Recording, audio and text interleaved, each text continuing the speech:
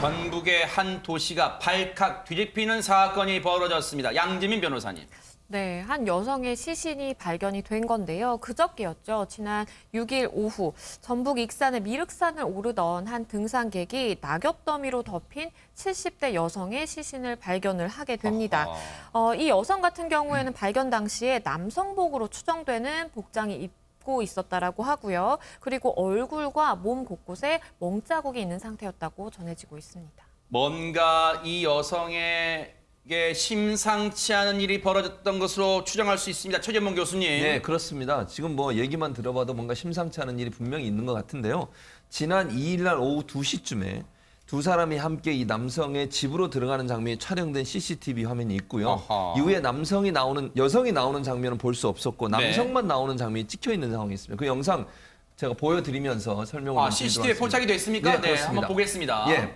지난 6일 날 아침 8시 20분경에 아파트를 빠져나온 남성의 차량이 향한 곳이요. 이 차량이군요. 예, 그렇습니다. 15km 떨어진 곳에 위치한 미륵산이었습니다. 아하. 그러니까 여성과 같이 들어갔는데 여성은 나오지 않고 남성이 혼자 나와 자기 차를 타고 15km 떨어진 미륵산으로 간 것이고요. 네. 이후 6시간 뒤에 미륵산에서 여성의 시신이 발견이 된 겁니다. 아하. 지금 화면에 나오고 이곳인가 있는 보네요. 예, 그렇습니다. 네. 아하. 시신이 발견됐다는 신고를 받고 이제 경찰이 이 전화기 피해 여성의 통화 기록 그리고 CCTV를 통해서 이 남성 지금 차를 타고 온 이 남성의 특정을 했고요. 네. 그리고 나서 남성 집에 잠복을 하고 있다가 이 남성이 지금 집에 경찰이 돌아오는- 도착한 모습이었고요. 조금 그렇습니다. 전에. 네. 예, 그렇습니다. 잠복하고 있다가 그 남성이 다음날 새벽 1시쯤에 집으로 돌아왔는데 네. 그때 이 남성을 검거하게 됐습니다. 아하, 저렇게 이제 남성이 터벅터벅 집으로 돌아오고 저렇게 검거되는 모습까지 아파트 외경을 비추는 CCTV에 포착이 됐습니다. 그런데 김유진 아나운서, 지금 저 도시가 발칵 뒤집힌 배경에는 지금 저 가해 남성의 직업이 밝혀지면서 더 충격을 주고 있다면서요. 맞습니다. 이 남성의 정체 바로 교회 목사였는데요. 이 남성은 자신이 사는 아파트에 교회를 차려놓고 목회 활동을 해왔다고 합니다. 관련해서 짧은 영상이 준비되어 있는데요. 함께 보시고 이야기 나눠보겠습니다. 네, 지금 보시는 이곳이 그 남성의 집입니다. 아하. 창문에 붙어있는 십자가가 눈에 띄는데요. 이 관련해서 이웃 주민의 목소리 직접 들어보시죠. 목사라고 그러더라고요. 여기 나와서도 그냥 뭐 예수를 믿어야 된다는데 뭐 하고.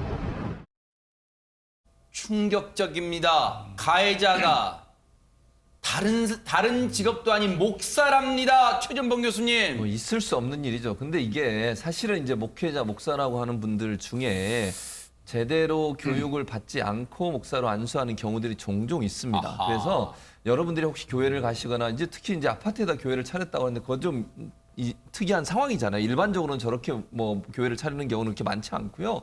정말 교육부에서 인정하는 그 신학대학이라는 곳을 졸업을 했는지 하는 부분들이 제대로 확인이 안 되면 네. 이게 그냥 그 목사 안수라고 하는데 안수를 받는 과정이 투명하지 않게 되는 경우도 종종 있고 그런 분들이 또 몇몇이 모여서 교단을 만들고 그 교단에서 목사 안수를 주는 경우도 있거든요. 네. 이런 경우는 제대로 정말 목회자로서 훈련이 안 된 사람이 직업적으로 저런 일을 하는 경우도 있을 수 있다는 점을 꼭 유념하시고 교회를 가거나 아니면 목회자를 만났을 때는 어떤 분인지를 확인해야 된다. 이분 같은 경우 제가 볼 때 목사로서의 자격이 있는 건 아니라 인간으로서 자격이 없는 거예요, 이거는. 네. 그러니까 겉으로는 목사라고 하고 다니지만 그 자체가 이 사람이 갖고 있는 뭐 모습이나 태도로 본다면 목회자뿐만 아니라 인간으로서의 가치도 없는 그런 네. 분이라는 생각이 듭니다. 실제 정통 코스, 목회자 과정을 밟았는지 여부도 따져봐야겠다는 거. 왜냐하면 그냥 저 사람이 주변에다가 나 목사야라고 했을 수 있다는 거잖아요. 그런데 해당 지자체에서는 저곳을 어떻게 지금 보고 있을까요? 관련 얘기 들어보시고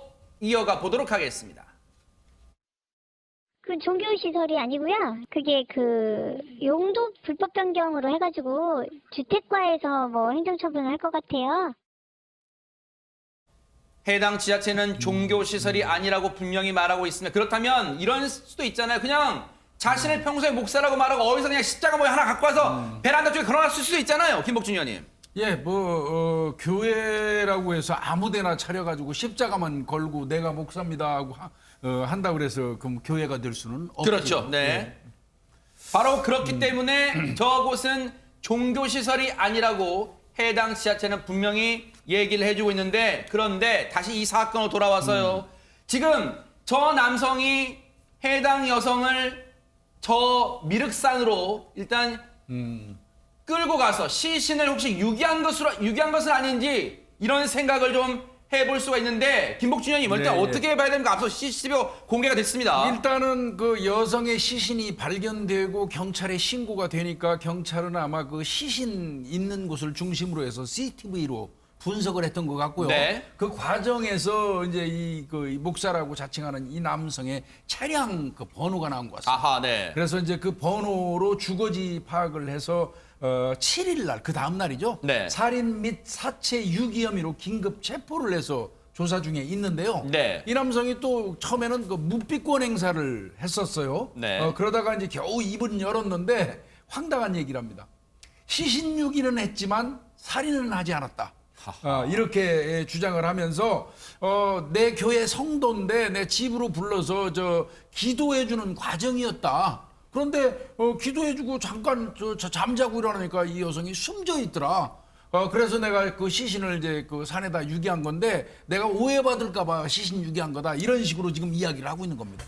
이게 말이 된다고 이 말을 지금 시청자분들 국민들이 믿으라고 지금 이 남성은 하는 겁니까? 안진용 기자님. 이 기도를 해주러 불렀다는 이 여성에게 어떤 일이 벌어졌던 건지 아직까지 정확히는 알 수 없습니다. 하지만 시신은 거짓말하지 않거든요. 부검을 실시한 국가수의 1차 소견으로요. 네. 다발성 외상에 의한 쇼크사인 것으로 확인이 됐습니다. 김복준 의원님께 안 여쭤볼 수가 없어요. 다발성 외상에 의한 쇼크사 이게 무엇을 의미하는 걸까요? 그러니까 많은 외력, 이건 어떻게 보면 폭행이죠. 아하. 많은 외력을 가했을 때 이 상처가 겉으로 터지는 경우가 있고요. 아니면 그 몸 안쪽으로 혈관이 터지면서 내부에서 다량의 어떤 출혈 같은 게 이제 발생하면 네. 결국에 그게 장기 부전이라든지 심정지 상태로 이어질 수 있거든요. 네. 그런 경우 이제 그래서 쇼크사 하는 경우가 있어요. 아하. 이런 경우에 이제 다발성 외상에 의한 쇼크사다 이렇게 일반적으로 얘기합니다. 네.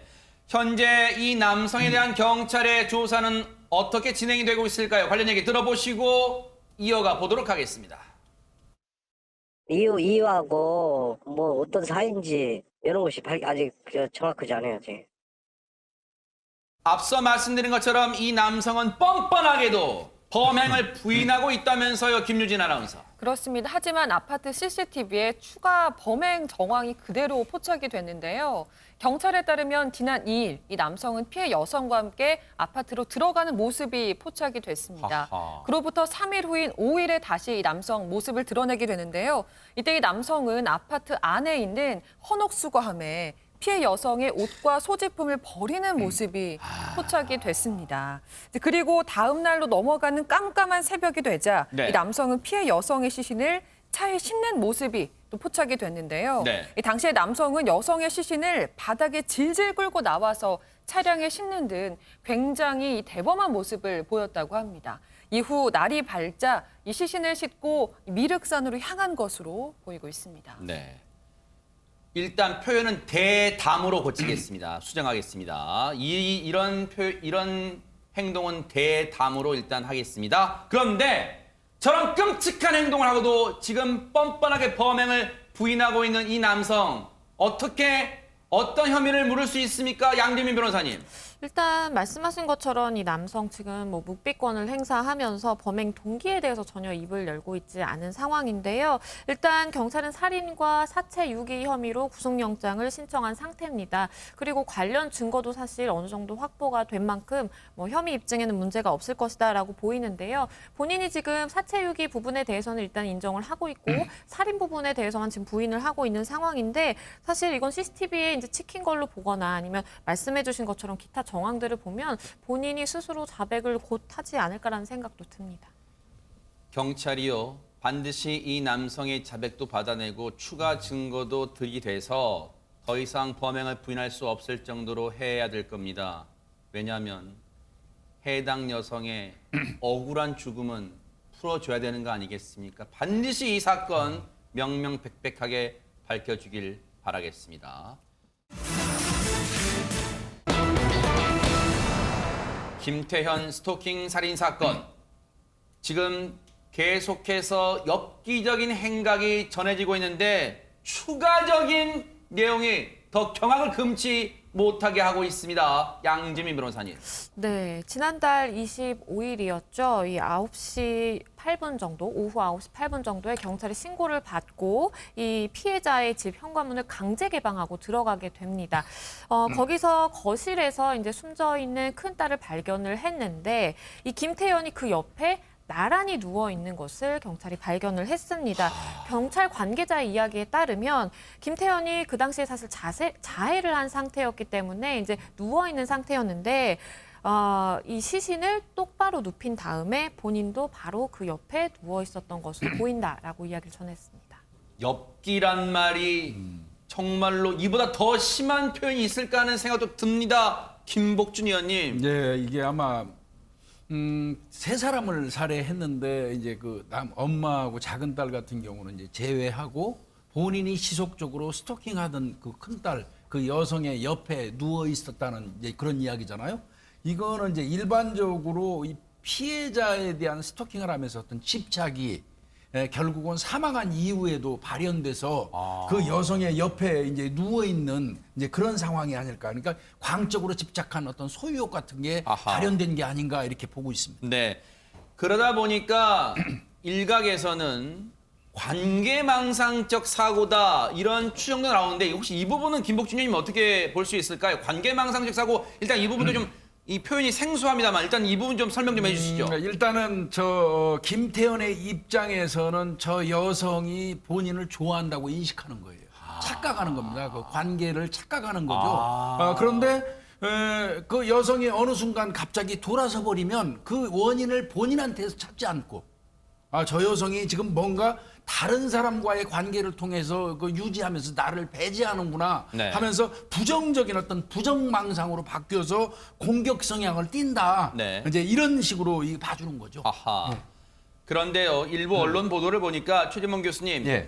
애초에 이 살인 사건을 보면 처음에 이 큰딸의 동생을 먼저 살해하고 1시간 쯤 뒤에 들어온 어머니를 살해하고 그 다음에 맨 마지막에 들어온 큰딸을 살해한 것으로 지금 전해졌는데 예. 큰딸이 들어왔을 때 바로 살해하지 않았을 것이라는 추정도 지금 전해지고 있어요. 그렇습니다. 스토킹 범죄의 메커니즘을 분석했던 이제 프로파일러들 말에 의하면 이런 거죠. 일단 본인을 싫어하게 된 그 여성이 좀 더 고통을 당하는 걸 보고 싶은 마음이 있기 때문에 아마 그 여성이 가장 사랑하는 어머님과 동생을 먼저 살해하고 보는 앞에서 그리고 나서 마지막에 살해했을 가능성이 있다는 거죠. 네. 그건 결국 스토킹 범죄에서 일어나는 하나의 어떤 상황이라고 얘기하고 있고요. 네. 그 상황 결국 그 여성이 가장 좋아하는 사람에게 고통을 줘서 같이 고통을 느끼게 한 다음에 그리고 나서 마지막에 살해를 하는 그런 양상을 보이고 있기 때문에 이게 스토킹 범죄의 일환이었을 가능성이 있다고 지금 분석을 하고 있습니다. 네. 앞서 김태현의 범행을 보세요. 정말로 자신을 퀵 서비스 배달원이라고 자신의 신분을 속인 뒤에 그 피해자 집에 들어가서 세상의 둘째 딸, 그러니까 이 큰딸의 동생을 살해하고 보세요. 그로부터 장장 5시간 정도 그 집에서 추가적으로 귀가할 가족들을 기다립니다. 그리고 어머니를 살해하고요. 그로부터 1시간쯤 뒤에 큰딸을 살해합니다. 그런데 김복준 의원님, 지금까지도 줄곧 김태현은 자신의 범행이 우발적이라고 주장을 하고 있지만 고의적, 다분히 계획적이란 그 범죄의 가능성이 무게가 실리는 이유가 뭡니까? 일단은 저 사람은 미리 그 상대를 공격할 수 있는 범구라고 그래요. 범행 도구를 준비한 정황이 있기 때문에 그 자체만으로도 부인하기 어렵고요. 네. 그 다음에 저 사람, 이거 방송에서 부적절한 것 같긴 한데 저 사람이 이 공격을 할 때 공격의 부위가 거의 치명적인 곳이에요. 이른바 급소라는 건가요? 급소. 아하. 거기만 집중적으로 공격을 했다는 그런 점증은 뭐 고의성을 부정할 수 없는 거고요. 네. 그러니까 뭐 본인이 아무리 우발적이었느니 뭐였느니 얘기해도 저건 아마 통하지 않을 겁니다. 그런데요, 더 우리를 경악해 하는 건요, 범행 전에 김태현의 행적이 고스란히 찍힌 영상이 공개됐습니다. 김유진 아나운서. 맞습니다. 이 김태현이 사건을 벌이기 10분 전의 모습이 영상 속에 담겼는데요. 이 모습만 봐서는 정말 그런 극악무도한 범행을 저지를 것이다라고 상상도 할 수 없는 모습이었습니다. 함께 만나보시죠.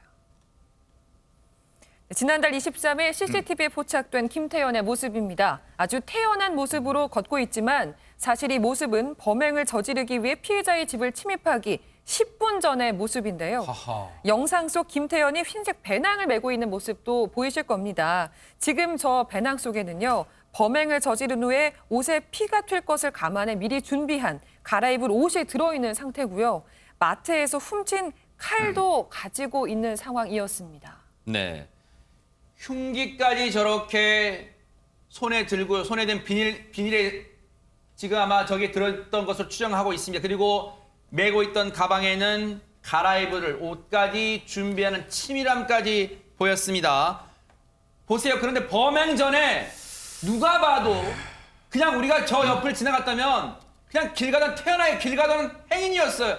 행인으로 오해했을 거예요. 그런데 범행 전에 태연함, 침착함까지 묻어납니다. 김태현의 행동을 보면요. 그러다 보니까 일각에서는 김태현의 사이코패스 가능성까지 제기하고 있습니다. 최진봉 교수님. 예, 그렇습니다. 사이코패스의 가장 큰 특징 중에 하나가 뭐냐면 공감 능력이 떨어지는 거예요.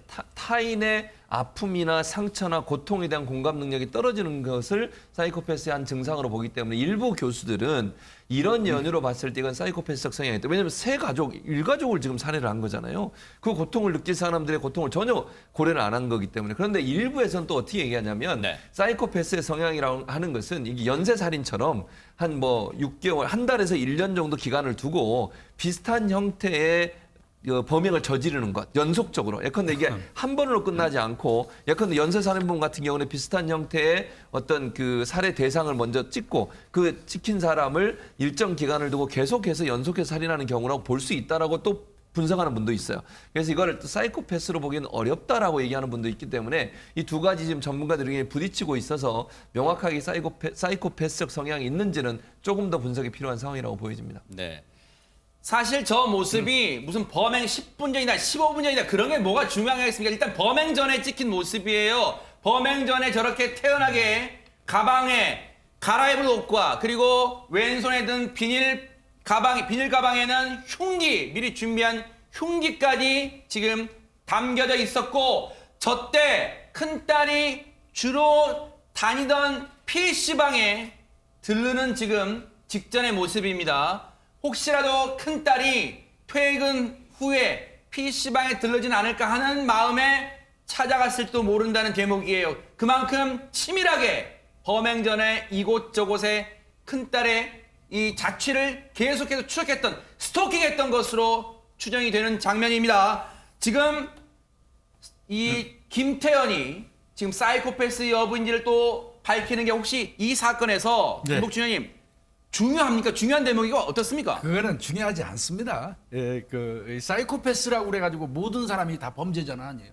사이코패스 성향을 가졌다고 그래서 다 범죄자는 아니거든요. 아하. 그래서 사이코패스가 지금 잘못 알려져 있는 케이스인데요. 네. 사이코패스의 뭐 큰 특징이라고 하면 가장 큰 게 뭐냐면 공감력, 결여예요. 네. 그 다음에 이제 거기다 더 붙인다면 교활하고 치밀하고 그 다음에 늘 이제 도주한다는 도주 형태. 네. 그러다 보니까 김태현 같은 경우는 그 범행 이후에 그 피해자의 집에서 본인의 극단적인 선택을 했기 때문에 일반적인 사이코패스가 이 자신이 희생시킨 사람 옆에서 극단적인 선택을 수행하는 경우는 거의 없어요.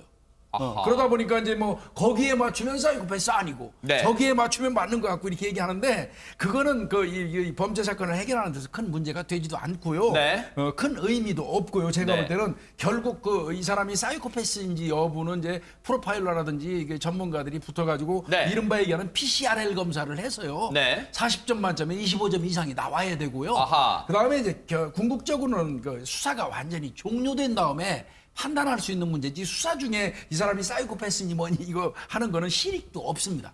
예. 사실 시청자분들도 상식적으로 생각해도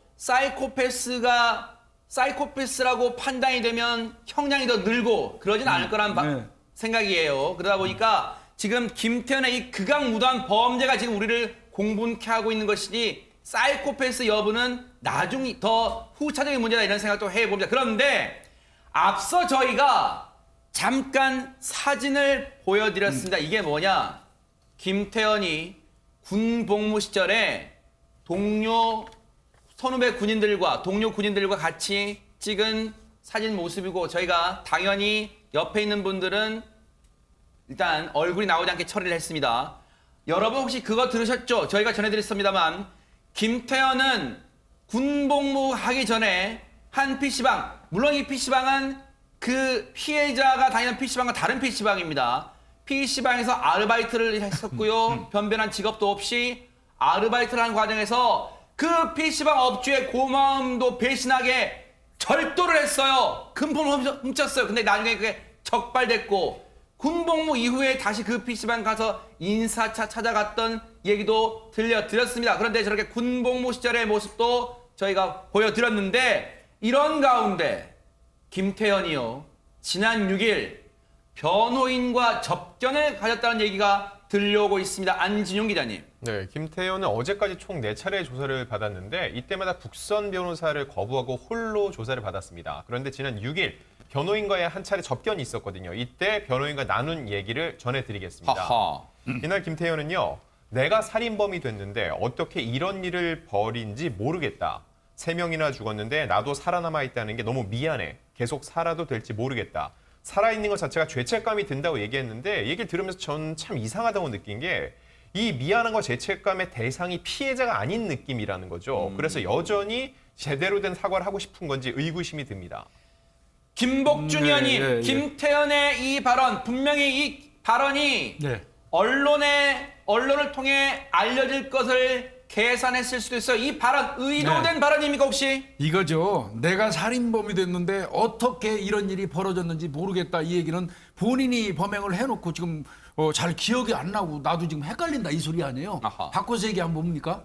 심신미약이라는 거예요. 아. 순간적으로 내가 제정신이 아니었던 상태에서 범행했으니까 선처해달라. 선처해달라 그런 거고요. 그다음에 내가 살아있는 것 자체가 죄책감 든다 하면 일견 반성하고 있는 것처럼 느껴지기도 하잖아요. 아하. 나름대로 본인한테 어떤 그 방어 전략이 지금 행사되고 있는 겁니다. 야, 정말로 어떻게 이런 뻔뻔한 마지막까지도 나름대로 자기 딴에는 시쳇말로 머리를 지금 굴리고 있는 겁니다. 형량을 어차피 지금 검거는 됐고 범죄를 저지른 사실은 부인할 수 없으니 되돌릴 수 없으니 형량을 낮춰볼 요량일까요, 양재민 변호사님? 일단은 그런 것도 있는 것 같고요. 본인이 사실은 뭐 기억이 나지 않는다 이런 것은 본인이 저지른 행동에 대해서 굉장히 가장 무책임할 할 수 있는 말이라고 저는 생각을 합니다. 그렇기 때문에 뭐 일단은 이렇게는 이야기를 하고 있지만 법정에서도 사실 이러한 주장이 쭉 일관된다면 뭐 글쎄요. 이거를 형량을 낮추기 위한 의도로 본인은 할지 모르겠지만 사실 이제 법관들이 판단을 할 때도 이게 진정한 뭐 반성인지 내지는 진심으로 이게 심신미약 상태였는지를 다 판단을 하기 때문에 그런 것은 충분히 걸러질 수 있다라고 보고요. 네. 이번 사건 같은 경우에 이제 노원경찰서에서 이제 수사를 하고 있는데 네. 김태현이 이제 애초에 피해자 3명을 발생시킨 그 살인 혐의는 뭐 명백합니다. 본인이 실제로 3명을 살해하고 이렇게 옆에 누워 있었다라는 말씀도 드렸고요. 근데 네. 거기에 추가적으로 2가지 혐의를 이제 더 추가를 했는데요.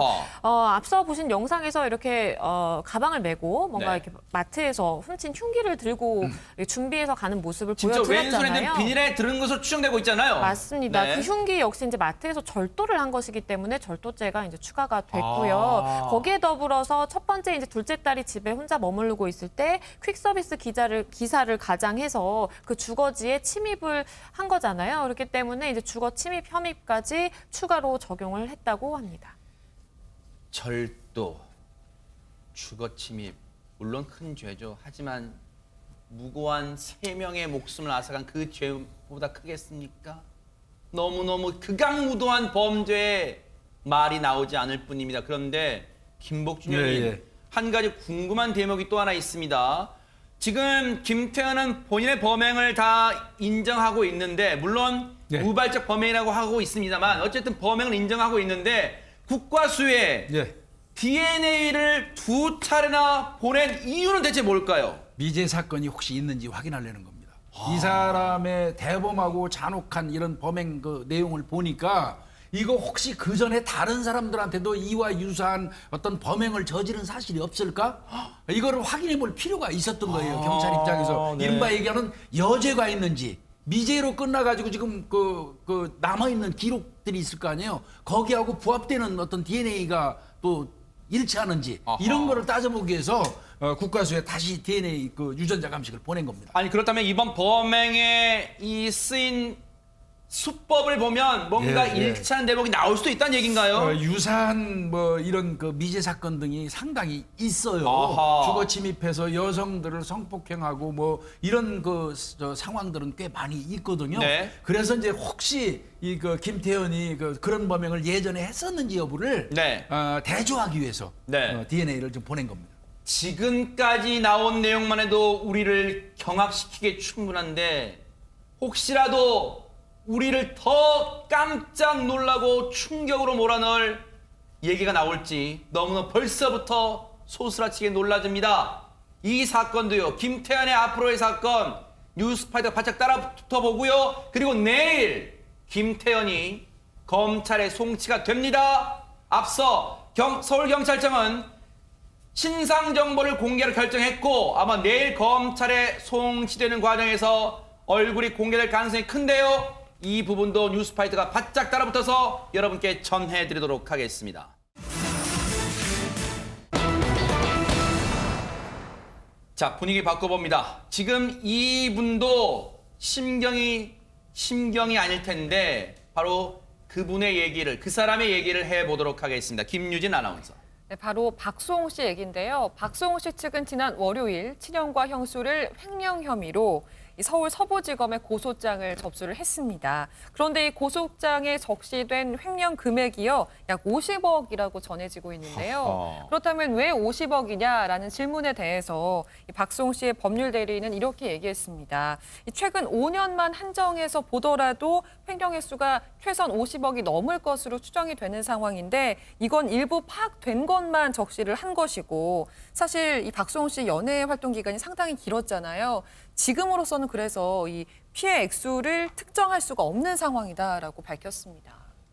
여기서 한 가지 궁금한 대목이 생깁니다. 앞서 저희가 여러 차례 전해드렸습니다만 박수홍 씨는 친형과 함께 운영해왔던 엔터테인먼트 소속이 돼서 무려 30년 넘게 이 연예인 생활을 해왔습니다. 활동을 해왔는데 왜 최근 5년간의 피해액 50억에 대해서만 횡령 혐의로 고소를 하게 됐을까요? 근데 여기에는 이유가 있다고 합니다.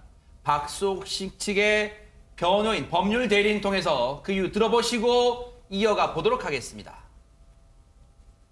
지금 현재 밝혀진 금액 기준으로 50억 이상의 금액으로 책정을 했습니다. 일단 저희가 확보할 수 있는 회계 자료가 굉장히 제한적이었습니다. 일단 메디아붐 같은 경우는 박수홍 MC님의 1인 소속사임에도 불구하고 지분의 100%가 박수홍 MC님의 친형과 그 가족들의 100%로 이루어져 있습니다. 즉 박수홍님은 주주가 아니라는 거죠. 그러니까 회계 장부를 지금 현재 구하기가 어려운 상황이었죠. 이제 구할 수 있는 자료가 한계가 있다 보니까 저희가 구했던 자료만 바탕으로 이제 피해액을 추산했습니다. 결국은 그 30년 내지 적어도 15년 횡령의 공소시효인 15년 정도에 대해서는 좀 검찰에서 압수수색을 통해서 추가 조사를 해달라는 또 요청을 또 부기했습니다. 양지민 변호사님, 쉽게 말하면 피해액, 즉 횡령액을 추산할 수 있는 자료가 부족해서 일단 이렇게 했다는 그런 얘기 같습니다. 맞습니다. 그러니까 박수홍 씨가 30년 동안 이제 가족기획사라고 하죠. 그 소속사에 소속돼서 이제 연예 활동을 해오면서 사실 박수홍 씨를 둘러싼 법인이 이제 두 개가 생기게 되는데요. 하나는 메디아붐 법인이고 하나는 라엘 법인입니다. 근데 이 메디아붐 법인에서 주로 이제 박수홍 씨의 출연료를 많이 이제 수익을 가져갔는데 그런데 그 메디아붐 법인 같은 경우에는 박수홍 씨가 지분이 전혀 없고 친형과 그 친형의 이제 가족들, 뭐 형수라든지 이렇게 가족들로 100% 구성이 되어 있다라는 겁니다. 그렇기 네. 때문에 박수홍 씨의 출연료가 어떻게 회계 처리가 되고 어떤 식으로 뭐 비용이 발생을 했고 이런 거를 전혀 사실 좀 확인할 수가 없다라는 이제 취지고요. 네. 라엘 법인 같은 경우에는 박수홍 씨의 지분이 있습니다. 네. 형수와 박수홍 씨의 지분으로 같이 구성이 되어 있는데 네. 사실은 라엘 법인 같은 경우에는 박수홍 씨가 예전에 왜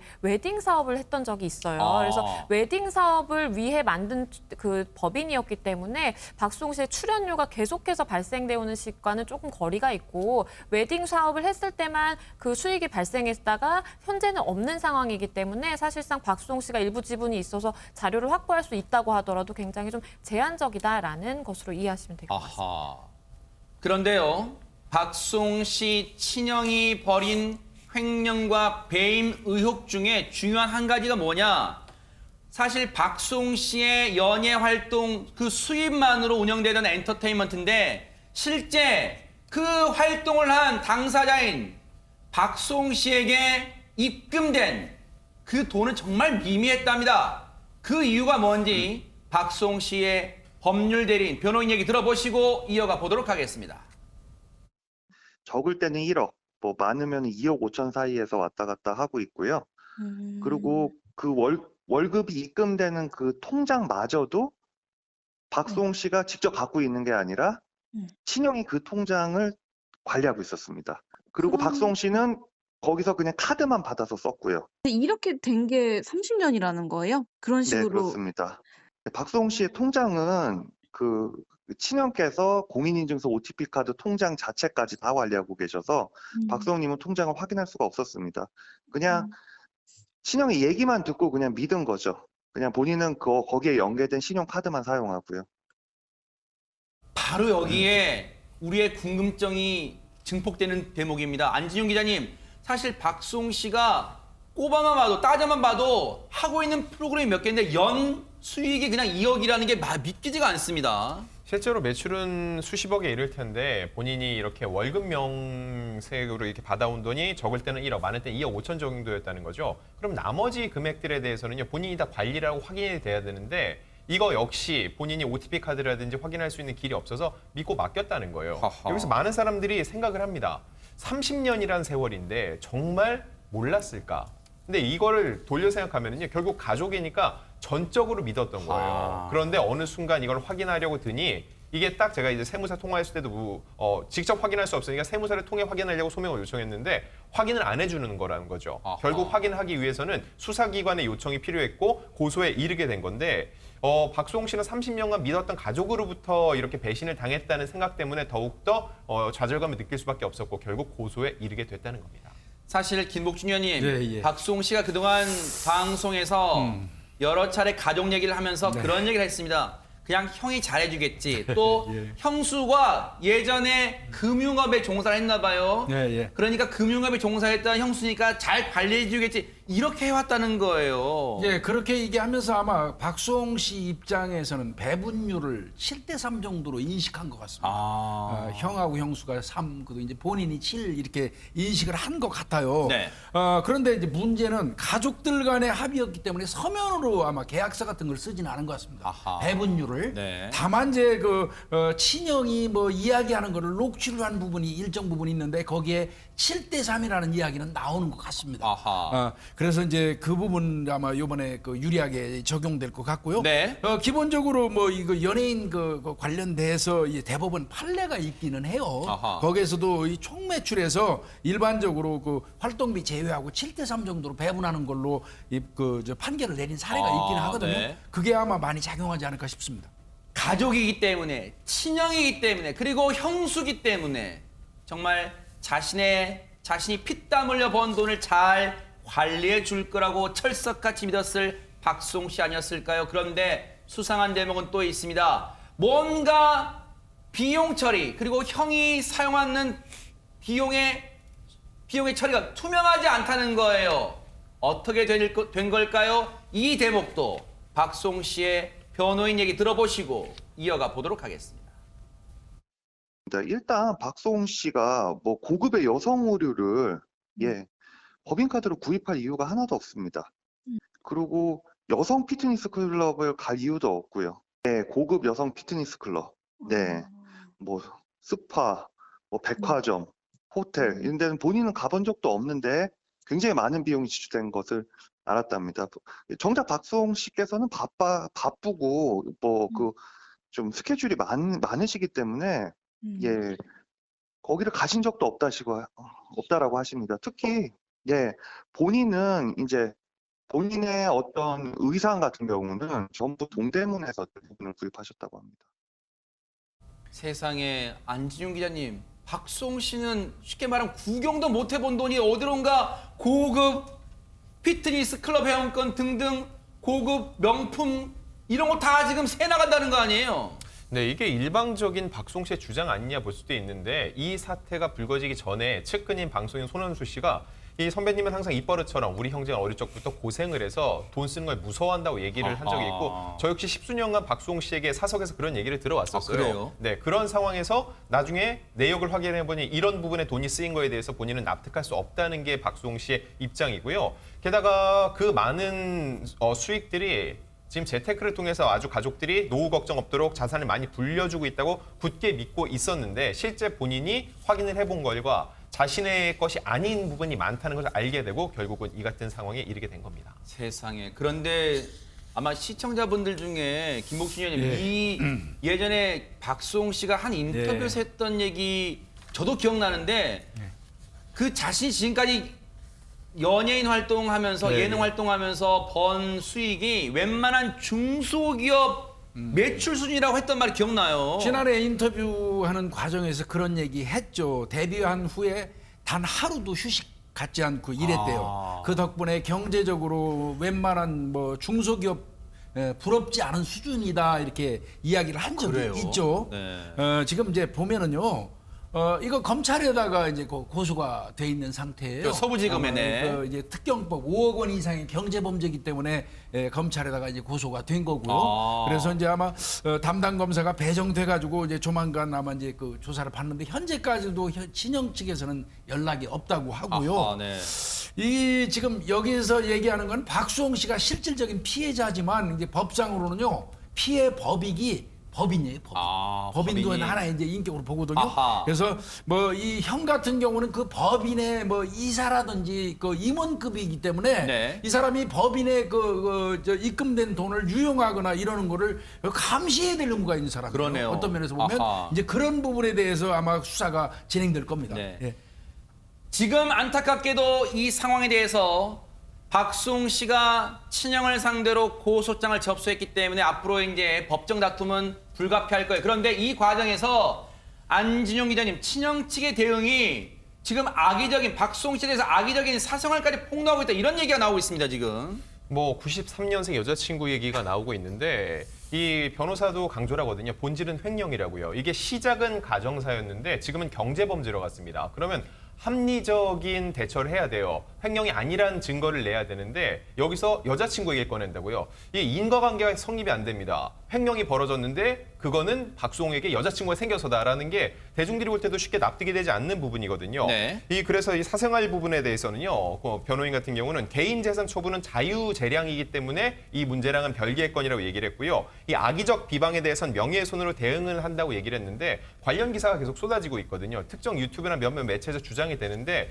이거를 몇몇 매체에 또 옮겨가는 과정에서 박수홍 씨의 최소한의 확인도 하지 않고 있다는 겁니다. 이거 역시 나중에 문제가 되는 걸 언론에서도 분명히 인지를 하고 있어야 됩니다.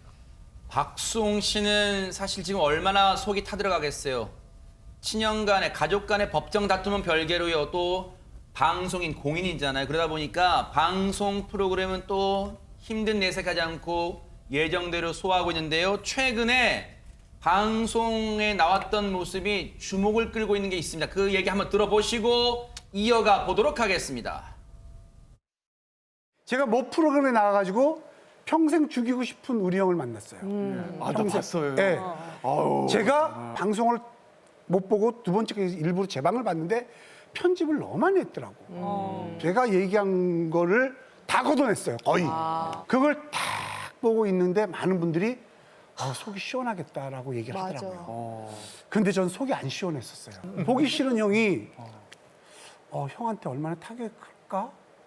미안한 마음이. 식구라서 그래요. 그게 거기 자리에 나와줬잖아요. 또 네. 어떻게 보면 동생 위해서 나와준 거고 네. 잘못한 것도 인정하고 나온 거니까 그 깊은 마음까지. 그러니까 내가 풀려고 했지만 아니에요. 예. 감기죠. 그리고 내가 또 이게 아프죠. 시어머니 저 때가 이제 3일 날 방송된 거잖아요. 오늘이 8일인데 저 방송 보신 분들이 이제 주변에서 그러시더라고요. 지금 아마 시청자분들도 느끼셨겠지만 얼굴도 많이 수척했지만 얼굴빛이 많이 안 좋습니다. 지금 그만큼 속이 아닌 거예요, 박수홍 씨. 근데 최용림 씨가 최근에 수십 년간의 친형과의 그 아픈 가정사를 털어냈던 방송 관련 얘기를 하고 있는데 김유진 아나운서 지금 박수홍 씨도 상당히 공감하는 모습 보여줬습니다. 맞습니다. 게다가 우리가 이제 박수홍 씨 사연을 다 알고 보니까 그렇죠. 더 그렇게 느껴지는 맞아요. 것 네. 같기도 한데요. 이렇게 친형과 진실 공방을 벌이고 있는 박수홍 씨가 오늘 열흘 만에 SNS 활동을 재개했습니다. 아무런 코멘트도 하지 않고 정말 이 다홍이 반려묘가 창밖을 보고 있는 사진을 한 장 올렸는데요. 이 사진을 보고 팬들이 이 다홍아 아빠 잘 지켜줘 라면서 응원을 이어가고 있는 상황입니다. 네. 박수홍 씨는 최근 한 방송에서 친형 관련 이야기를 간접적으로 언급을 한 적이 있었는데요. 사람 때문에 상처받는 일이 있었다. 너무 힘들어서 자책하다가 불면증, 공황장애를 앓기도 했다라고 고백을 했는데요. 네. 그러면서 다홍이를 지키기 위해서라도 싸우면 지지 않겠다. 이제 지킬 존재가 생겼기 때문에 버티겠다라면서 강한 의지를 내비치기도 했습니다. 안진용 기자님, 뭐 주변에서 저한테 얘기해 주시더라고요. 최근에 보니까 뭐 홈쇼핑 활동도 열심히 하고 뭐 그러신다고 하더라고요. 아마 다시 일어서려고 하시는 것 같아요. 네, 사실 박수홍 씨가 본인의 활동을 통해서 더 많은 분들에게 더 보답을 해야 된다고 생각을 하고 있고요. 사실 가정에 대한 꿈을 넌지시 얘기하기도 했어요. 그래요? 다홍이도 지키고 결혼도 하고 싶다는 얘기를 했는데 그러면서 이상형도 살짝 얘기했습니다. 야무진 여자가 좋다고 얘기를 해요. 이 얘기는 뭐냐면 지난 30년간 본인이 야무지게 살아오지 못했다는 자기 고백이라고 볼 수 그러네요. 있거든요.